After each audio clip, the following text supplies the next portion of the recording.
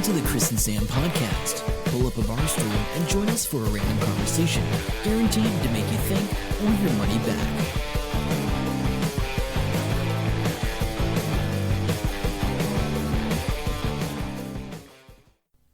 Hello and welcome to episode 66 of the Chris and Sam podcast, the weekly half-hour podcast show right from New Zealand, randomness, technology and life. My name is Sam, and sitting across from me in our newly moved podcast studio is Chris.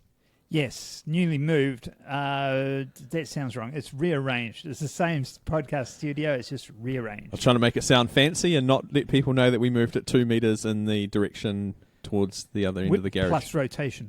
Oh, plus rotation, yeah. It's interesting sitting this way. Actually, I quite like it. Yeah, I think it's better. Feels better. So anyway, so had a good week, Sam? Yes, not too bad. Been working lots. I've been really busy for somebody that doesn't work. I got to say, I've just thrown that out there. It's been really, really busy, except for this last 2 days where all I've been doing is playing Skyrim. Yeah. Awesome. Yeah, Chris has been putting in some solid hours into Skyrim, taming the wilderness. The dragons. Taming the dragons. Yeah, no, it's been really cool. But yeah, I have got some work coming up on Monday, which is Waitangi Day, actually. Walking around with a towel around my waist, apparently, on camera. So that'll be fun. That'll be fun. That'll be a first for you. And actually, your first debut on TV was last night on Shortland Street. I know. Shortland Street's a long-running soap here in New Zealand. It's pretty much crap. We don't watch it. Yeah, we had to get told that Chris was on it. And we found it, and we'll share some screenshots of that. Yes. I forgot to do that today, actually. It was funny because I know all I am is background person in a waiting room. And I don't know what they're looking at. Obviously, you don't look at the cameras or anything like that. So all I'm doing is reading a magazine in the waiting room and looking at any skirt that walks past. I think I explained that before, but yes, you don't really see me doing that, I don't think. No, you just looking down, reading your magazine, and then you sort of look up. You actually look really annoyed. You're like, why did they just drop that in front of me? What a dick. Yeah, I'm glad that came across because that's what I was thinking. Yeah. That was my essence. Your essence, yeah. I do have to say that the camera has put 10 to 20 pounds on you. Holy crap, yeah. You look really different. Yeah, I know. It's a bit weird. It was a bit weird. Yeah. So that was interesting seeing that. I see you drove your car today. You didn't crash it out of a car park building though, did you? I have. Before we go on to your story, I will say, my motorbike and my car, I used to leave them for like literally months before I'd start. Well, if you don't need to use them. Yeah, exactly. So today I went, oh crap, I haven't started that car in over a week, or I think it's exactly a week since I last used it. I'll just go for a drive to Te Rapa, go to the bakehouse for breakfast. That's it. Yeah, very good. Am I miles away from the mic? You are. That's better. Okay. All right. Sorry about that. But yeah, tell us about the wonderful shenanigans in Hamilton. Yeah, a good old two people decided to plunge their car off the Wilson car parking building in town here, like some sort of bad buddy action film. Yeah, so it's off the second floor, is it? It was a 10-meter drop, and... Yeah, that'd be the second floor then, huh? Yeah, it looks like it from the photo. They were doing donuts beforehand, and then they stopped for a while, the man and the woman, and sounds like the man's pretty stuffed and the woman's okay, but they went backwards out of a... smashed through the barrier. Flew out backwards into the street below. Luckily, nobody was down there. Do you know what sort of time it was? Like 2 a.m. or something, was it? Give me a sec. It must have been real early. Yeah, it must have been real late, or however way you went. Oh, yeah, because the cleaners saw it. The street sweeping people. Yeah. And they normally clean up like... They're about 4 a.m, eh? 3 or 4 a.m, yeah. So anyway, yeah. Why is it that Hamilton is always featured in, road cops and all that sort of stuff? Because there's so many dumbasses around here. Yeah, I don't know. Maybe there's just not enough other stuff on, Nah, that sucks. That sucks. One witness thought it did leave from the 3rd floor, but it looks like it didn't. Right. They're surprised they survived. Witnesses at 3 to 4 in the morning probably can't be trusted too much anyway, in my opinion. Yeah, I don't think they're the best. I've lost my board. You've got some interesting stuff here. I've got nothing. I don't think I put anything. I know. I don't. Actually, I did put something down, but it's disappeared. Where is it? I don't. I check the news website about once a day now, and just if I find something useful, I put it down. I also only check Facebook once a day now. It's really good. I don't have the app on my phone. It's Yeah. good. So I'm finding benefit of that. They had a funeral in Europe. It's quite sad. Yeah, well, funerals are generally sad. That's the point. Yes, well, some people celebrate life and all that sort of thing. But but this one's sad because this guy and his son in Cardiff died on New Year's Eve. And his pregnant wife was also in the car. She had to have an emergency cesarean. They go to the funeral. The funeral place apparently has a new TV. It's a smart TV once you get to the end of it. And a whole bunch of hardcore pornography's played for everyone at the funeral. Whoa. Yeah, he was looking at the congregation instead of the TV screen. That was the reverend, and then he heard the noise and members of the congregation moving towards the screen. Towards the sounds screen. It sounds like they wanted more. He said it got turned off within seconds. Other people were saying it took 4 minutes. That's a big range in time there, guys. 4 minutes is a long time. But they are putting it down to that one screen out of 4 was a brand new smart TV, and maybe it connected to something or someone was streaming something from their phone to it.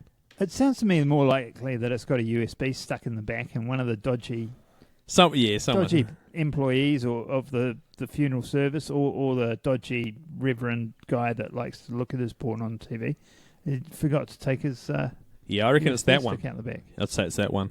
Yeah. And they've gone, oh, which USB port is it? I don't know, just pick that one. It must be the one in it, because that's what will have the photos and stuff. Yeah. Chicka wow wow. Oh, wow. Man, Bill, you really know how to throw a funeral. It could become a trend now. Oh, yeah. Yeah. Hey, just keep watching, guys. Keep watching. He appears. He was a background extra in this one. That's funny. If I put porn on my funeral, that would be hilarious, because the funny thing is that I just am not the porn guy. That's what would make it so funny. I know. Anyway. It's crazy. Yeah, anyway, I did put something down here, but it's disappeared now, about Canada has put together a video where it's a sort of a spoof video, basically. It's down the bottom, isn't it? America But Better? Is it that one? It's on my list. Well, it's just disappeared off my list. Oh, what have you done? He's broken it. No, Canada Party, America But Better. Yeah, so basically... So is this an official video? Well, they've gone into the American, what do you call it, electoral thing. Oh, yeah. So they're up to, like the McGillicuddy Party, you know. They didn't get voted last year, but basically what they're saying is, why don't you vote Canada to be your commander-in-chief? Not any one person. There are 34 million of us, and we'll just take turns. Yeah. You know, we'll tag awesome. team it, because, you know, we're really polite and stuff, and, I mean, you know, and he takes the piss out of Donald Trump. It's quite a good little video, actually. I quite enjoy that. So I'll make sure I get it's on the comments there. Yep, So we'll link to it. Add it into the show notes. Very good. Cool. What else is new? Not much. Have you? Do you shop at Dick Smith generally? I have done, not for a while now. It's basically going out of business, right? Pretty much. They've just had an extended stay before they get into receivership to see if they can actually sell the business, which I guess is good. To see if they can trade out or sell? No, sell. Okay. They've worked out to sell. But Dick Smith, to me, growing up, I don't know what it was like for you, that was the only place around that sort of had a lot of tech stuff at the time. And I always remember going in and buying their actual catalog. I think it was like $2 or $3, and they had this massive printed catalog of all this stuff, everything you could imagine. Most of it I couldn't afford. It was just great looking at catalogs. I quite like catalogs. Probably ties in with my museum thing I've got going on. And over the years, they just seemed, more players came into the market, and they just seemed to be a bit crap. But they had a promo running before Christmas. Yeah. And it was, come buy these Fitbits. We've got them cheap. I don't know what the deal was. And people turned up, and they brought them. And then they'd turn up, and they'd say, actually, you know what? We're out of stock. But we will rain check them for you, but you have to pay us first. Oh, really? Yeah. So these people paid them, like some people spent like $400 because they bought 2 or 3 of these Fitbits. I don't know what type they were or how much they were. Yeah. So that was all good. They then get into this trouble of almost going into receivership and that. Oh, hey, we're not getting the Fitbits now. No, hang on. Our hands are tied. And these people are like, where's my money? Where's my money? And this has been going on for about 3 or 4 weeks. Whoa. Yeah. No, I didn't know about that. And so that was all good. Apparently, Fitbit themselves didn't really know what was happening. They didn't know. So I think Dick Smith just says, we'll just take this money and we sort of know what's going on. We won't tell anyone. So these people in the story were saying, hey, we're probably not going to see our money, tough shit. And then just the other day, 2 days ago I think it was, Harvey Norman with Fitbit, we will honour it. You just bring in your paperwork, we'll give you your Fitbit. If you half paid for one, pay the difference. If you've already paid for it, don't worry, we'll just give it to you. Wow. That's pretty good. That's pretty impressive. So I'm glad that someone... See, that's interesting because I don't have a high regard for Harvey Norman. I would have had a higher regard for Dick Smith than Harvey Norman. They're about the same in my world. They probably are, but I used to do repos for Harvey Norman. Oh, right, back in the day? That changes your perception. Yeah, I bet. That 36 months interest free and all those crazy deals and stuff, getting people into trouble. Yeah, just, you know. Was it like beds and stuff or electronics? Everything. Oh, just everything. Stereos, beds, washing machines, fridges. I tell you what, being a repo guy, picking up fridges in Wellington. Yeah, that sounds like fun. Not a cool job. No, not at all. No. Although Dick Smith is more central, so that would be the place I'd go to before Harvey Norman. Yeah. Because you have to drive to Harvey Norman. See, do you remember David Reed at all? David Reed Electronics? I don't think we had him up here. You had him down in Wellington, eh? Yeah. I know. I remember the name. And I think that Dick Smith bought them out. To me, that's the name that always goes in my head. Okay. Because they were the ones you could buy components. You could buy resistors and transformers and all that sort of stuff, transistors and stuff, and make your own stuff. Yeah. And they sold kits and things like that. And I think Dick Smith, when they first came out, they had a lot more componentry stuff. They did. In their catalogues, they had everything you could imagine. Yeah, and I think what happened was Dick Smith, which is a bigger company, which was Australian, of course, bought out David Reed. I think David Reed was a local thing in Wellington, but they had quite a few stores. Oh, okay. I think I was quite young, so that sounds like good. We'll take that as gospel, and if anyone wants to argue about that point, you just take that up with Chris. Yeah, I really don't care. But anyway, so TEDx Ruakura. I'm going to have to say a little bit about that. We're going to get into the spiel about TEDx Ruakura. Yeah, no, it's going good. You have a meeting every week, so there's always something. Yeah, we have a meeting every week at the moment, and we've just got some new people on board to help out. I'm working with Gloria, so I'm the speaker coach. Yes, and so we're just going through organising our speakers. We've had our first cut. Sorry, I'm fiddling with. No, I don't know what you. Yeah, okay. We've had our first cut. So how many did you go from to, and how many do you have to get to? We had, I think, 56. Yep. We cut down to 10. Yeah. Wow. And we're going to have 8 speakers in the end. Cool. Can you talk about anyone now, or too early to mention anything? No. Just talk in general terms. I guess there's some really cool people. There are some cool people. Do you think it's harder this year to pick people than it was last year? Last year was, in a way, easier because we had to pick within 2 weeks in order to get everything done. Because last year was a tight time frame, wasn't it? Yeah. So we started really late and we had very little time. And the other thing last year was we had to have people that were pretty well onto it, pretty well had it all sussed, because we didn't have time to work with them too much. Yeah, true. So if they weren't very good at articulating stuff, we didn't have time to work with them. This year we're going to have a lot more time. We've got our process sorted out. I think by the time you've heard this, the speakers have been closed off. Yes. It actually happens tomorrow. Oh, okay. Real time. But, then we've got to, what we're doing with these 20 is we're sending them out, asking them to do a quick video, articulate their big idea, send it back into us, and away we go. One person I will mention that's going for it, this doesn't mean they're going to get it or anything. Yep. Is Harley. Oh, nice. Harley Neville from the Guy and Harley podcast. What would he be covering, do you think? I honestly don't know. He might be, do you know he got he got one of his poems animated? Did you know that? Oh, really? No. Yeah, and it's all about plastic bags and saving the environment. Oh, okay. And it's 99% perfect, but at some point I think he swears in it. Oh gosh. And he said that's work because I don't know how much it cost to get animated. It was quite a bit, but that's one of the worst things he's ever done because he can't easily show that at schools. Like he can perform it at schools, but he can't show the animation. That's right.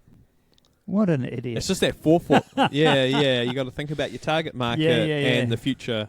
Yes. Well, he's not allowed to swear if he comes and talks to us. No, I'm pretty certain he wouldn't. But that's really cool. He's interesting. Yeah. So hopefully it'll be good. It'll be interesting because he could either talk about, I guess, the movie thing. Yes. So they've done their first being a Pastafarian and the somehow. Features coming through, and the poetry and the Pastafarianism. So, or atheism. He's real big on that. I don't know whether he can talk about that because he's a minister of Pastafarianism. He can't say he's an atheist if he believes in the flying spaghetti monster. Yeah. I mean, you can't do that. Oh, yeah, I didn't think about that. Yeah, so, sorry. But yeah, so there's him. Who else have we got there? We've got a couple of technical people, professors, bits and pieces. So we're going to find out a bit about that. And who else is exciting? Do you have any sports people this time around? Sports? No. Okay. No sports people. I'm trying to think. So don't really get sports people in TED. No. There's the sports psychologist guy that works with the Chiefs. He'd be crazy as to have. Yeah, it'd be cool. The hardest thing, though, is that it can't be a commercial message. No. So a lot of the people that we've cut are people that pretty much want to talk about their coaching that they do for things. Okay. You know, or a product or a business that they've started and they want to talk about it. That's not what the platform's about. The platform's about finding something that's got a really cool idea that you want to share that doesn't normally have a platform. So that's why quite often it is scientists or technologists who don't normally have a platform to speak about. Oh, that's pretty cool. Things. So, or social people, social science and stuff. Anyway, so that's going really well at the moment. This year we're looking at having 300 people, so 3 times the size of last year's. So that's really cool. And I'm going down to TEDx Wellington in a couple of weeks. Oh, cool. Yeah, with Quentin, so that'd be quite good too. Is that just to check it out on network or? Yeah, we got invited down to go down and watch, see it from one of the other organisers. So cool. I said I'd When's go that down on? Quentin, 2 weeks away. Are you going to be catching up with anyone down there while you're there? No, haven't got time. Haven't got time. We're going to drive down. Drive. TEDx, sleep overnight, have a meeting, drive back. Awesome. That's our weekend. Very good. Yeah. So anyway. Okay. Anyway, moving on. So you've got a kickstart and drop kick again. Yeah. I've been researching. Look at how busy I've been today. But before I talk about that, I was in town the other day and I came across the ultimate pickup line for you to use, Chris.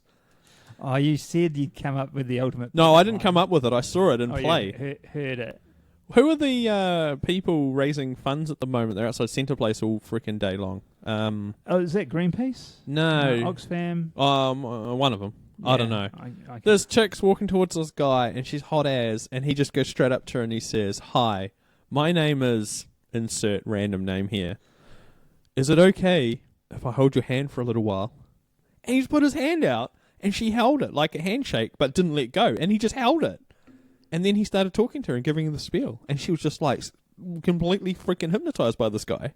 That is pretty awesome. And I was like, walked past, and I kept turning my head, like I felt like just stopping and going, "What the hell?" It was interesting. That's awesome. That's pretty. But he kept her engaged, and he gave her the spiel. I don't know if he was good at how successful he was at signing her up.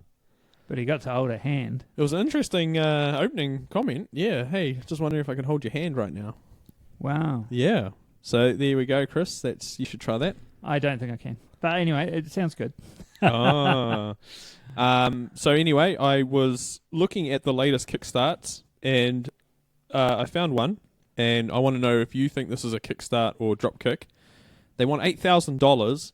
They're going to make scented aromatherapy candles that are based on quotes from the TV show Friends.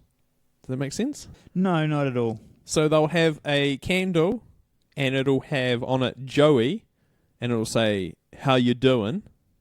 And that candle represents that quote from Friends. And what does Joey smell like? Exactly. Like, who knows? So he's got How You Doing from Joey. See, I've never really watched Friends. I've watched it more since you have been here than I have in my life. I do know that, but I don't get it. I'm like, why would you watch this? It's like Shortland Street. Why Shortland Street, Friends, same difference. Like it's almost like the news. Yeah. For the me. News is a bit different. No, the news is crap. Anyway, this is what it says about Joey. That Joey, no fear when it came to women. The essential oils blend in this are known for lifting up your spirit and evoking courage and confidence. Spruce, frankincense, blue tansy, and rosewood. I see someone's actually already pledged $41 since I looked. It's How do you pronounce this? Qunetin. It's like Quinton, but Quinton. It's around the wrong way, isn't it? No, that's right. Qunetin. Quinton. Quinton. There you go. That's the same as Quinton spelt that we know. Is it? That Quinton. There you go. There you go. So obviously Sam doesn't know how to spell. So is that like the only? No. Let's 41? stop. Hang on. That's the first time I've ever seen Quinton. I suppose that's the difference between Quinton and Quentin. Yeah. Because you say Quentin, I say Quinton. Yeah. Because everyone I've ever knows Quin. No. QUE is all I've ever heard. The only thing. No, it's not different- QUE. Qune. This person. That's what I'm telling you. He spelled it wrong. He's Yeah. done a typo. Yeah. Well, I don't know. Maybe that's his name. Quinton. Cuniton. Anyway, we've worked that out. This is the most boring podcast we've ever done. It's not. We've had worse. But don't worry about that. And it's all right, people, because I'm going to cut out the 76% of ums, so you do not hear them. Honestly, that's what I spend most of my time doing. Yes, and I've got to do some work on the other podcast, and I haven't done it yet. No, you haven't. That time's looming. You've got like 2 days to do that. Yeah. How's your talk going for the... what's it for? This week started out so well. I was doing so much and getting so much done up until Friday, and then it all fell apart. Fell apart? Just tired. What's the talk for? The Content Marketing Summit. Oh, yep, that's it. Content marketing. I keep wanting to say the IT one, but you've already done that. Yeah. Content Marketing Summit. I've got a short presentation and a half-hour presentation, then I've got a half-day workshop on how to use emotion in your content. What's the worst one to do? The presentation or half-a-day workshop for you? Just curious. Workshop's harder. Yeah, because you've got to come up with something to keep people... Yeah, you've got to engage them. You've got to do workbooks. They've got to take away with them. You've got to get all the work stuff together. All that stuff is still underway. I've been doing lots of research over the last month or so. Yep. Got a lot of stuff there. It's just refining it into a workable workshop right Very now. cool. So that's cool. At what point would you cheat? This is completely off topic, but I just realised I still got it here. At what point would you cheat at some sport that you were doing? Actually, not only cheat. Actually, it's not really cheating. Change your name, move to a different part of the country, and lie about who you are so you can play in a novice league for up to 5 years to get really good at it. Would you go to that extreme? That makes no sense. Because, I mean, honestly, whatever sport you're in, you only get better when you're playing or competing with people that are as good or better than you. Yeah. So if you drop down to a lower league and play there, yes, you will look better than them, but you won't improve. Well, this woman played for 15 years, lawn bowls. Okay. Changes her name, moves down to South Canterbury somewhere, and goes into the novice league for which you can be in for 5 years. And she's like, I've never played this before. Next thing you know, she's smashing everyone. And she gets recognised at a Christchurch tournament. And someone calls her out on her name, and she says, oh, no, that's my relative. They moved overseas. They've taken it to the Bowling Club Tribunal, or Canterbury Disciplinary Panel, and she's been banned for 2 years. That is insane. Why would you do that? I something just started playing music. I don't know. Like, at what level do you go, I've been playing this for 15 years, I'm a little bit crap, but I know what I can do. I change my name by deed poll. Why would you change your name? Holy crap! The way they wrote it was she changed her name just because of that. I don't know if that's actually the case. Like, welcome to New Zealand. And it's like, the dumb thing is, it's 2 degrees of separation, so she didn't think that far ahead. Like, if she got really good at novice level, they're going to bump her up a grade, and then all these people are going to go, oh, hey, it's you that we played for 15 years previously. Even if insane. It's just nuts. Welcome to New Zealand, folks.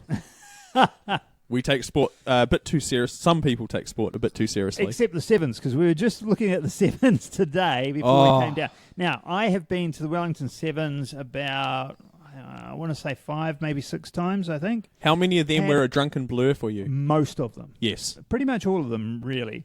And to the degree that I got on TV and got interviewed on TV and made an absolute fool of myself. And I wish we could find this. Oh, I have friends who have videotaped it and they've still got it.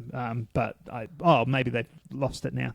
Yeah, actually, VHS might have degraded. Yeah. No, it was on a My Sky thing. But anyway, so yes, it was great. It was great. But Wellington have screwed around with a winning formula. The Wellington Sevens was magical. And it wasn't about the Sevens, surprise, surprise. No. It was about having a huge bloody party. Yes. In Wellington. That's what it was. It was like, so in Spain, they used to have fiestas. And, yes. And, everybody would just dress up. The whole town knew it was on. Everybody is in fancy dress, partying. Like, awesome. And I'm like, man, why don't they do that back in New Zealand? That was before I'd ever been to Sevens. Yeah. Then I went to the Sevens when I was back in New Zealand. That'd be the closest. That's the closest thing I've ever seen to it. Everybody's, walking their way to the stadium. It's a good excuse for it to be there. You watch a few games. Honestly, you don't remember bugger all about the games most of the time, in my experience. But you have a hell of a lot of stories, a ridiculous amount of photos of ridiculously hot women. It's awesome. But it's the minority ruining it for the majority again, isn't it? Do you think? Yeah, well... Because there's no alcohol now, is there? That's the thing. So we were just upstairs watching recording of yesterday's at the Sevens, I think. Which was Fiji versus Argentina. Yeah, and Pool B play. So, yeah, it must have been yesterday's one, must have been Friday's one. And literally half the stadium was empty. Like, not a person in it. Yeah, very, very empty. And the other half was like... Yeah, it was about a quarter full, really, wasn't it? Yep. So, so that, Friday was always a bit slower, less people there. People don't get off work and stuff like that. Yeah, definitely. But never seen it that empty. But yeah, no, they've screwed it with a winning formula. And it will be hitting a lot of pockets. A lot of people made a lot of money. Yep, all those vendors, everyone there. Oh, yeah, those bars all the way going down there. That was one of the biggest days of the year. Yep, would have been. But no longer. Have you come Rest in peace, Wellington. That's Sevens. No, I'm just saying Wellington. Oh, Wellington in general? Have you come up with a themed song for your envelope opening segment? Who can it be now? Who can it be writing this envelope? So if you joined us last week, we cleaned out the shed and Chris was hoarding letters from many years. And we've decided to open them on the podcast. Yay us! This is not too exciting. This is Les Mills writing you a letter in 2009 saying that they're selling their share of Les Mills back to Les Mills. Oh, are they going to do... Oh, they've done that. Yeah, well, this is from Yeah. Yeah, see, I just didn't get around to opening that particular letter. Anyway, carry on. So what happened? Gary Mallet, he had it merged 2 businesses with Les Mills and blah, blah, blah, crap. And now they are basically selling their share back to Les Mills. Cool. They had 20 years owning. He started bounding around a stage. Jeez, did you ever do Jazzagetics? Yeah. During the 80s? Yes, I did. Yep. Sounds awesome. So there we go. That's Chris's old letter wrap-up. Yeah. So, well, no, it's good to know that, even if it is 7 years late. And with that, I think that's a good closing point on this show. Where can people find us, Chris?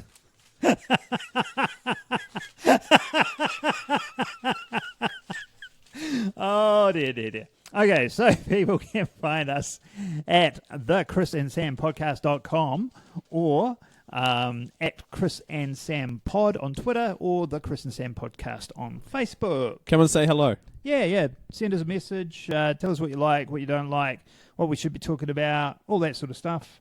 And we will catch you next time. Yes, hopefully it's not as humid. Oh, yeah, man. Very it's so warm. hot. Okay, bye. see ya. Hope you enjoyed the show. Make sure to subscribe and we'll catch you next week. Don't forget to tell your friend.